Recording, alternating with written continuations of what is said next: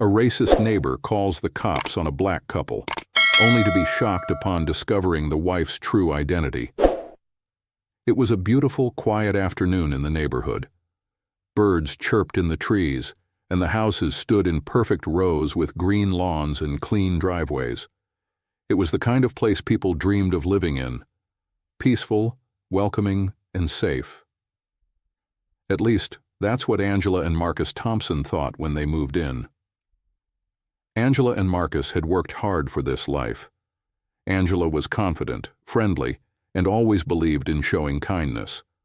Marcus, her husband, was calm, thoughtful, and always supportive. Together, they made the perfect team. Moving to this neighborhood was their chance to build a future, a fresh start in a place where everything seemed perfect. But little did they know, not everyone was happy about their arrival. As we continue this story, tell us in the comments where you're watching from and subscribe to join the Living Stories tribe. Angela adjusted the bow on the gift basket she was carrying. She had spent hours putting it together.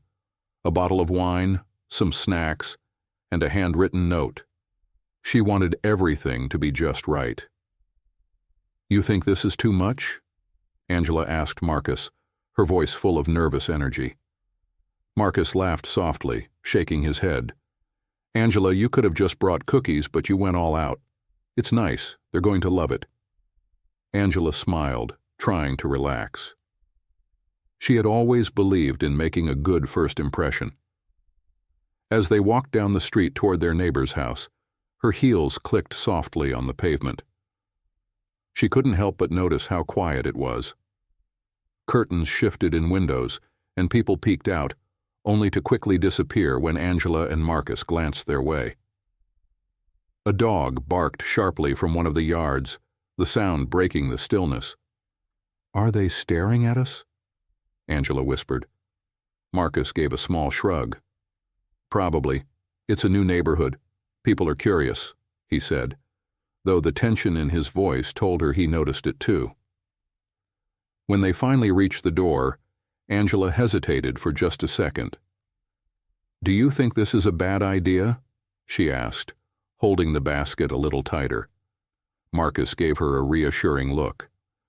"Come on, Angela. It's a good idea. Let's just say hi." Angela nodded, taking a deep breath. She knocked gently on the door, the sound echoing louder than she expected through the quiet street. For a moment there was nothing. Then the door creaked open. A woman stood there, peeking out cautiously. She didn't smile or greet them. She just looked at them for a long moment. Angela, always the friendly one, gave her best smile. "Hi. We're your new neighbors, Angela and Marcus Thompson. We just moved in down the street and wanted to stop by and say hello." The woman blinked, her face blank. She didn't open the door any wider. Angela's heart sank a little, but she kept smiling. Finally, the woman muttered, "Oh, hi." Angela held out the basket. "We brought you this. Just a little something to introduce ourselves." The woman hesitated before slowly opening the door wider. She reached out and took the basket. "Richard," she called over her shoulder. "The new neighbors are here." The man stepped forward with a warm smile that immediately put Angela at ease. "Welcome," he said, shaking both their hands. His handshake was firm, his smile genuine. "It's so nice to meet you both. Come in." Richard waved them inside. Angela and Marcus exchanged a quick glance before stepping through the door. The house was beautiful. Polished wooden floors, large windows that let in plenty of light, and a cozy yet elegant feel. It looked like the kind of home you'd see in a magazine. "Make yourselves comfortable," Richard said, motioning toward the couch. Angela and Marcus sat down, smiling politely. Richard took a seat across from them, but the woman remained standing. "I'm Sarah," she finally said, crossing her arms.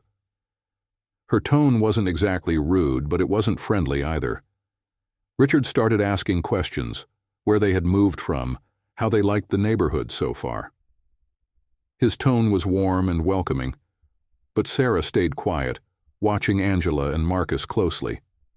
Angela, wanting to break the tension, complimented their home.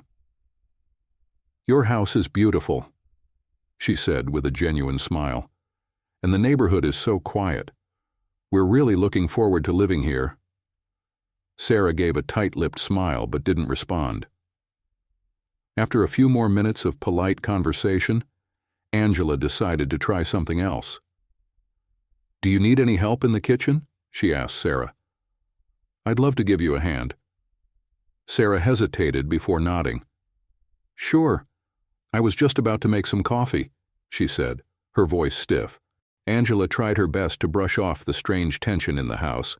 Richard was friendly enough, but Sarah's icy demeanor lingered in the back of her mind. Still, Angela reminded herself why she had come here: to build bridges, not to break them. She followed Sarah into the kitchen, hoping that helping her out might ease some of the awkwardness. The kitchen was stunning: white marble countertops, sleek stainless steel appliances, and everything so perfectly organized that it almost felt too perfect. "Your kitchen is amazing," Angela said, admiring the space. Angela spoke warmly, hoping to start a conversation. Sarah barely glanced at her as she opened a cabinet.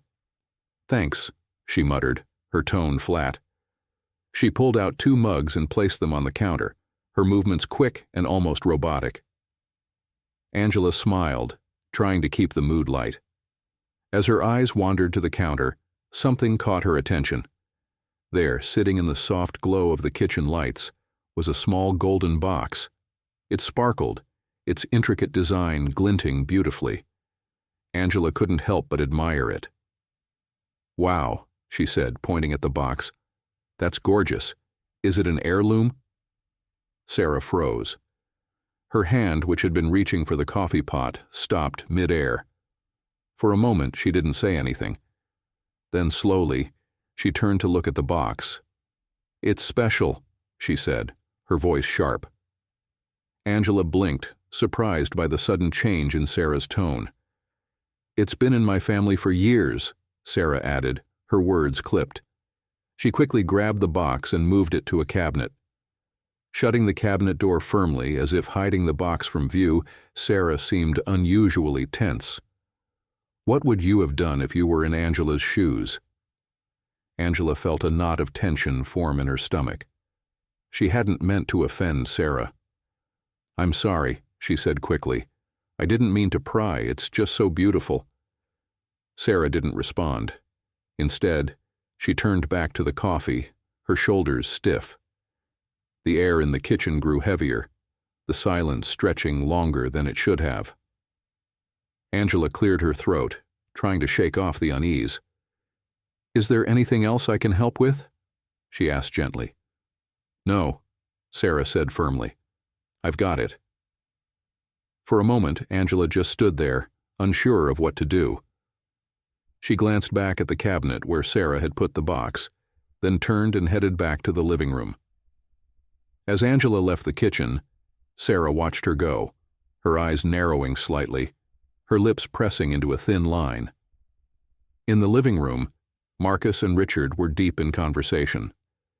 Richard was laughing at something Marcus had said, his cheerful energy filling the room. Angela returned to the living room, taking a seat beside Marcus. He glanced at her, noticing the look on her face. "Everything okay?" he asked quietly. Angela hesitated before nodding. "Yeah, everything's fine," she said, forcing a small smile. But Marcus knew his wife too well. Something had happened in that kitchen. He decided not to press her, at least not right now. Richard, still smiling, stood up. "It's been great meeting you two," he said warmly. "I hope you're settling in okay." "We are," Marcus replied. "Thanks again for having us over." As they all moved toward the door, Angela felt a sense of relief. The visit hadn't been perfect, but at least it was over. She was already looking forward to going home and forgetting about Sarah's strange behavior. But just as they were about to step outside, Sarah's voice stopped them. "Wait," she said sharply. Angela and Marcus turned to look at her. Sarah was standing a few feet away, her expression unreadable. Sarah stood a few feet away, her arms crossed tightly over her chest. Her face was serious, her eyes cold.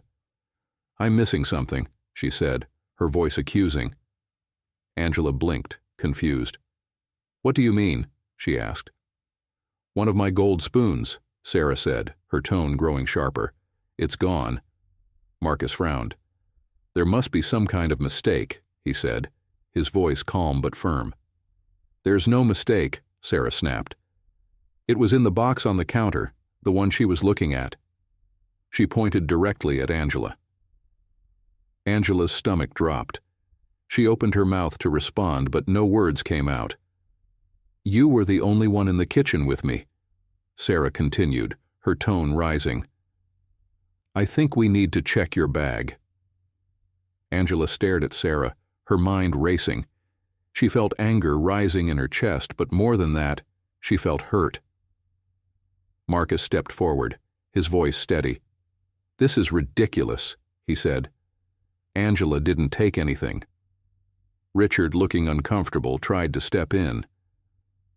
"Sarah, maybe it's just misplaced," he said, his tone careful, but Sarah shook her head. "Number, I know it was there before she went into the kitchen," she insisted. "And now it's gone." Angela's hands shook slightly, but she kept her voice calm. "You can search my bag," Angela said, her words deliberate. "I have nothing to hide." "If you were in Angela's shoes, would you have allowed anyone to check your bag?" Richard looked at his wife, his expression pleading. "Sarah, are you sure about this?" he asked quietly. But Sarah didn't back down. She reached for Angela's bag, opening it quickly. Then her face lit up with triumph. She pulled out a gold spoon, holding it high for everyone to see. "There it is," she said, her voice filled with smug satisfaction. Angela felt like the ground had just been pulled out from under her. She stared at the spoon, her mind racing. "See?" Sarah said, turning to Richard and Marcus. "I told you I knew it." Marcus stepped forward, his voice rising slightly. "This doesn't make any sense," he said. "Why would Angela take something like that?" "You'll have to ask her," Sarah said coldly. Angela's heart pounded in her chest. She felt a mix of disbelief, anger, and humiliation. But before she could speak, Sarah pulled out her phone. "I'm calling the police," she said, dialing quickly. The room fell silent as Sarah spoke to the operator, her voice calm and confident. "Yes, I need the police at my house. There's been a theft," she said. "I caught someone in the act." Angela stood frozen, her mind reeling. She had come here with nothing but kindness, and now she was being accused of stealing. Marcus placed a hand on her shoulder, his voice low. "We'll figure this out," he said. But as the sound of sirens echoed in the distance, Angela couldn't help but wonder, how had things gone so wrong so quickly? Little did Sarah know the truth was about to come out. And when it did, it would turn her entire world upside down. Was Sarah right to have called the police? Let us know your thoughts in the comments. The sound of sirens broke through the quiet suburban street, growing louder with every passing second. Angela and Marcus stood on the porch, their hearts pounding as the flashing lights of the patrol car came into view. Neighbors peeked out from behind curtains and half-open doors. A few stepped onto their lawns, curious about what was happening. The peaceful neighborhood was suddenly buzzing with whispers and speculation. Angela felt, frozen in place, Angela's mind was spinning. How had it come to this? She and Marcus had only come here to introduce themselves, to be good neighbors, and now they were being treated like criminals. Beside her, Marcus placed a protective hand on her shoulder. His jaw was tight, his calm demeanor cracking under the weight of the moment. "Stay strong," he said quietly, his voice steady but firm. The police car came to a stop in front of the house and 2 officers stepped out. One was tall and serious, his face unreadable.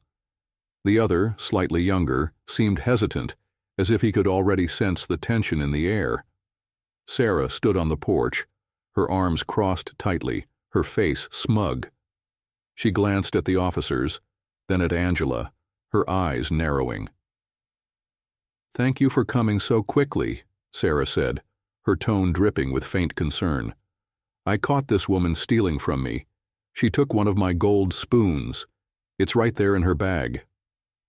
The officers exchanged glances before one of them stepped forward. "Ma'am," he said, addressing Angela, "we're here to figure out what happened. Can you explain your side of the story?" Angela took a deep breath, her hands trembling slightly. "I didn't take anything," she said, her voice steady despite the fear and anger bubbling inside her. "I don't know how the spoon got into my bag, but I didn't put it there." Sarah scoffed loudly, shaking her head. "Of course you'd say that," she said. "But I saw her near the box. She must have taken it when I wasn't looking." Marcus stepped forward, his voice calm but firm. "This doesn't make any sense," he said. "Why would my wife steal something like that? We came here with a gift basket not to cause trouble." The officer held up a hand. Trying to keep the situation under control, the officer spoke firmly. "We're going to get to the bottom of this," he said. He turned back to Angela. "Ma'am, would you allow us to check your bag again?" Angela's stomach churned. She wanted to scream, to demand that someone listen to her, but she knew how this would look if she resisted. Slowly, she nodded. "Go ahead," she said quietly. One of the officers took the bag and opened it carefully. He pulled out the gold spoon, holding it up for everyone to see. Sarah let out a dramatic gasp, pointing toward Angela. "There!" "I told you," she said, her voice triumphant. Angela felt her knees weaken. She couldn't believe this was happening. She looked at Marcus, her eyes pleading. "I didn't take it," she whispered. Marcus stepped closer, his voice rising slightly. "This is ridiculous," he said, addressing the officers. "My wife didn't steal anything. Someone must have put that spoon in her bag." The air was thick with tension as the lead officer held up the golden spoon he had just pulled from Angela's bag. All eyes were on her. Sarah's smug expression said it all, while Angela stood frozen, disbelief etched across her face. "I can't believe this is happening," Angela thought, her mind racing. The officer's voice cut through the silence like a blade. "Ma'am, we have evidence here. You're in possession of stolen property," he said. "I'm going to need you to come with us." Angela's breath caught in her throat. She opened her mouth to speak, but her words were drowned by the wave of humiliation washing over her. "What?" she finally managed to say, her voice trembling. "I didn't take it. This is a mistake." Beside her, Marcus's hands balled into fists. He stepped forward, placing himself protectively between Angela and the officers. His voice was calm but firm. "You can't be serious," he said. "My wife is innocent. You can't arrest her without fully understanding what happened." But the officer didn't back down. His tone was clipped, almost dismissive. "Sir, the evidence is clear. The stolen item was found in her bag." "But that doesn't mean she put it there," Marcus snapped, his voice rising slightly. "Why don't you dig deeper instead of jumping to conclusions?" The officer hesitated, glancing at his partner. But Sarah, standing a few feet away, wasted no time adding fuel to the fire. "Are you really going to let them question your authority?" she said, her voice dripping with faux concern. "I told you what happened. I caught her, and now she's lying to your face." Angela's jaw tightened. The insult stung, but more than that, it was the realization that these officers were buying into Sarah's lies without hesitation. This can't be happening, Angela thought, her chest tightening. They're not even asking the right questions. One of the officers moved closer, his hand reaching for his handcuffs. "Ma'am," he said, addressing Angela, "please turn around and place your hands behind your back." The world seemed to tilt as Angela processed his words. Was this really happening? Was she, an innocent woman, about to be handcuffed like a common criminal based on nothing more than an assumption? "No," Angela said, her voice trembling but growing steadier with each word. "This isn't right. You're making a mistake." But the officer didn't stop. His hand hovered over her wrist, and Angela knew she had to act fast. Taking a deep breath, Angela reached into her. "You're right about one thing," Angela said, her voice cutting through the rising tension. "There is a mistake here, but it's not mine." With that, Angela pulled out a badge and held it up for everyone to see. The officers froze. Sarah's smug smirk vanished, replaced by wide eyes and a face turning pale. The neighbors watching from their yards gasped audibly, some even stepping closer for a better look. "I am Angela Thompson," she said, her voice calm but firm, "and I'm the new chief of police." The silence that followed was deafening.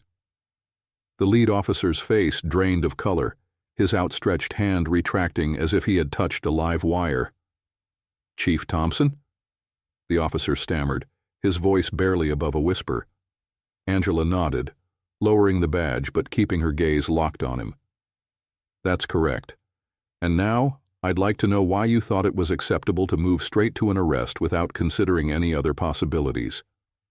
The officer opened his mouth to respond but quickly shut it again. Beside him, his partner looked equally flustered, avoiding Angela's piercing gaze. "You didn't even ask for more evidence," Angela continued, her voice rising slightly. "Is that standard procedure?" The lead officer cleared his throat, trying to regain some semblance of control. "No, ma'am," he said finally. "It's not." "Then why is that what happened here today?" Angela pressed. The officers stood speechless, the weight of their mistake hanging heavy in the air. Angela didn't wait for an answer. She turned to Sarah, her expression unreadable but her eyes blazing. "If I'm guilty as you claim," Angela said coldly, "then the security footage from your house will prove it." Slowly, her face a mask of forced innocence. I was just trying to make sure it works," she stammered. Angela's sharp gaze didn't waver. "Step away." The tension in the room was suffocating. The officers stood ready, their expressions unreadable but alert. Slowly, Sarah withdrew her hand from the controls, her fingers twitching at her sides. The lead officer stepped forward, taking control of the security system. With a few clicks, the footage played back on the screen. And then, the truth unraveled. The video showed Angela in the kitchen, admiring the golden box. Then Sarah standing behind her, watching closely. A few moments later, just before Angela turned away, Sarah reached into the box, took something, and quick as a flicker, slipped it into Angela's open bag hanging by the chair. The room fell into stunned silence. Sarah's breath hitched. This is some kind of trick," she blurted out. "That's not real." Angela folded her arms. "The footage speaks for itself." The lead officer turned to Sarah, his expression now hard. "Ma'am, you set her up," he said coldly. "You falsely accused the chief of police." Sarah's confidence shattered. I was just—" "Save it," Angela cut in. "You tried to humiliate me. You tried to have me arrested, and worst of all, you expected to get away with it." The younger officer shook his head. "This is serious. Filing a false police report, planting evidence." He turned to Angela. "Chief, how would you like to proceed?" Angela looked at Sarah, who was now trembling, her face ghostly pale. "I believe," Angela said, her voice steady and firm, "that it's time for Sarah to answer for her actions." Sarah's knees buckled as the officers stepped forward. Justice had arrived. Contain his disgust. This is more than just a false accusation, Sarah. This is a hate crime. Sarah's face drained of color. No, that's not what I meant. Angela took a step closer, her eyes blazing. You just what? Wanted to humiliate me? Get me arrested for a crime I didn't commit? Ruin my life because you decided I didn't belong here? Marcus clenched his fists. We moved here for a fresh start, to be part of this community. And this is what we get? The lead officer shook his head. Sarah Whitmore, you're under arrest for filing a false police report, fabricating evidence, and committing a hate crime. Sarah gasped as the officer grabbed her wrists and pulled out his handcuffs. No, please, Richard, do something, she pleaded, turning to her husband. Richard, who had been silent through the entire ordeal, looked at her with sheer disappointment. You did this to yourself, Sarah, he said quietly, his voice filled with shame. The metal cuffs clicked around Sarah's wrists, and as she was led toward the door, the neighbors, who had gathered outside, watched in stunned silence. Angela let out a slow breath, turning to Marcus.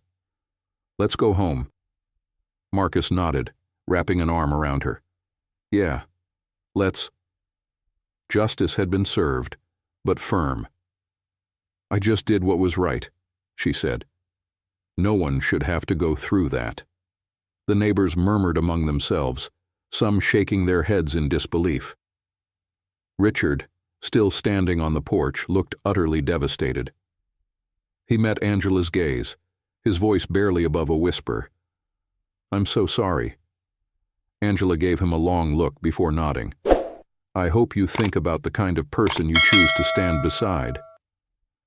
With that, she and Marcus walked away, hand in hand, leaving behind a neighborhood that would never forget what had happened that day. Creeping over the gathered neighbors, she spoke quietly. This isn't over. This is just the beginning. Subscribe if you believe justice must always prevail. The street grew quiet again, as the police car carrying Sarah disappeared around the corner.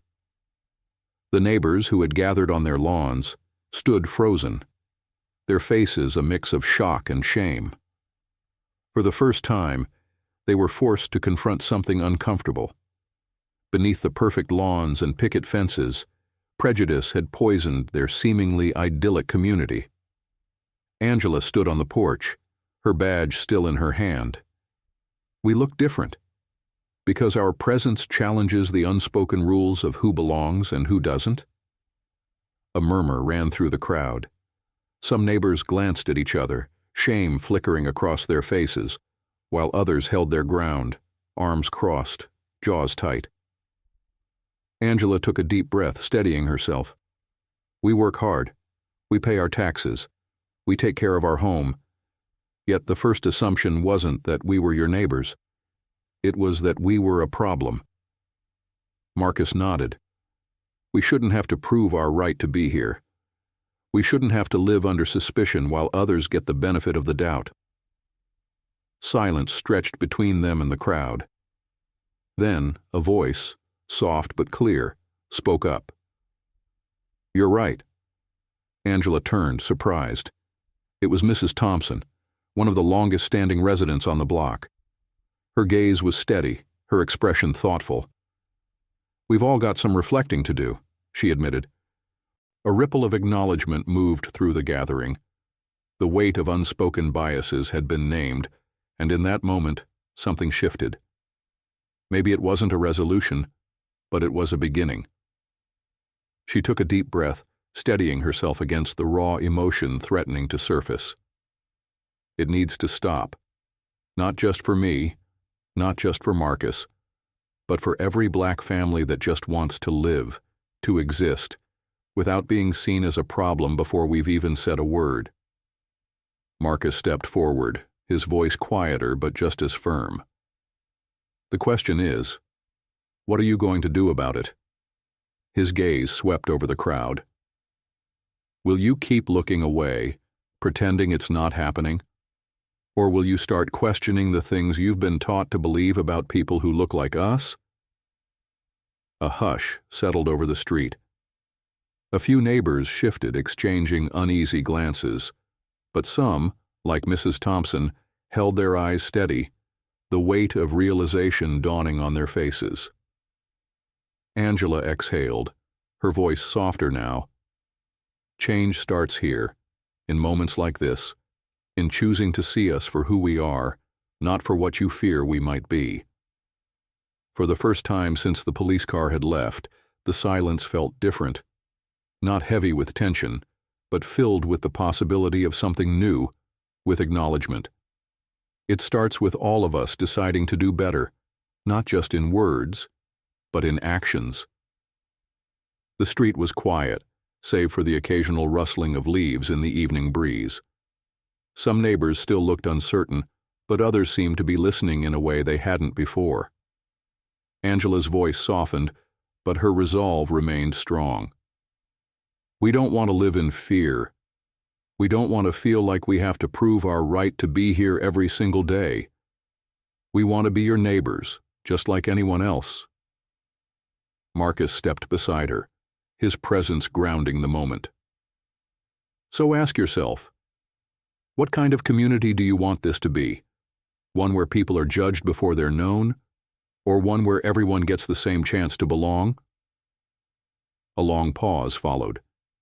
Then a voice, hesitant but sincere, broke the silence. You're right, someone murmured. Angela nodded, hope flickering in her chest. It wasn't everything, but it was a start. Angela's story became a beacon of hope, a reminder that change doesn't always come in grand gestures, but often through quiet acts of courage and kindness. It was in the willingness to confront uncomfortable truths, to listen, to forgive, and to rebuild with compassion. What began as a painful moment of bias transformed into a movement for unity and understanding. As the weeks turned into months, the ripple effect of Angela's actions spread far beyond the walls of her home. Conversations that had once felt impossible became regular, with more and more people showing up, not just out of obligation, but because they were beginning to see the value in confronting their own prejudices and biases.